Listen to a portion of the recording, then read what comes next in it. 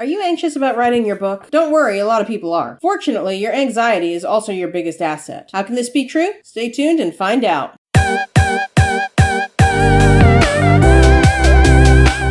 Hi there, I'm Devlin Blake, creativity and writing coach, former ghostwriter, and author of more than 200 books. I help you live your best life by writing your best book. Welcome to Overcoming Writer's Block. Let's get started. RL Stine once said that the reason he writes kids' horror is because when he was little, he was scared of everything, which was a lousy way to grow up. And speaking as someone who personally grew up scared of everything, and who also writes horror, he's right on both counts. However, this is also where the asset comes in. No, I'm not saying you have to be scared of everything. In fact, you shouldn't be. Who wants to live like that? And you're not scared of everything, because writing a book and taking steps to make it a reality is one of the bravest things you can possibly do. It's also one of the most creative things you can do, and it takes lots of imagination, which I know you already have. I can hear you laughing at me already, telling me you don't have any imagination at all. But that's not true, and I'm going to tell you why. You're anxious about your book. You're probably anxious about a lot of other things, too. And you know what anxiety is? It's a big imagination with nothing to do. I used to suffer from crippling anxiety, even when I was writing. Well, I should say during the years I was writing. While I was physically putting words to paper or screen, there was no nervousness at all. Why? Because I was actually using my imagination rather than letting it lay dormant and do its own thing. Human beings are meant to be creative creatures. This is where art and music and dance and books come from. As far as we know, we're the only creative creatures. Sure, there are animals that make pretty things or make melodious sounds, but they do it for communication, to serve a purpose, whereas art serves no other purpose than to make us happy or deepen our understanding of the human condition. And for a human being, that's purpose enough. Nature designed us to use our creativity, not just once in a while, but in every moment of every day. This is why our mind drifts, why we dream at night, and why we get scared when we hear loud, unexplained noises when we're alone. You see, when the imagination has nothing to do, it starts doing things we don't like at all. It starts imagining horrors.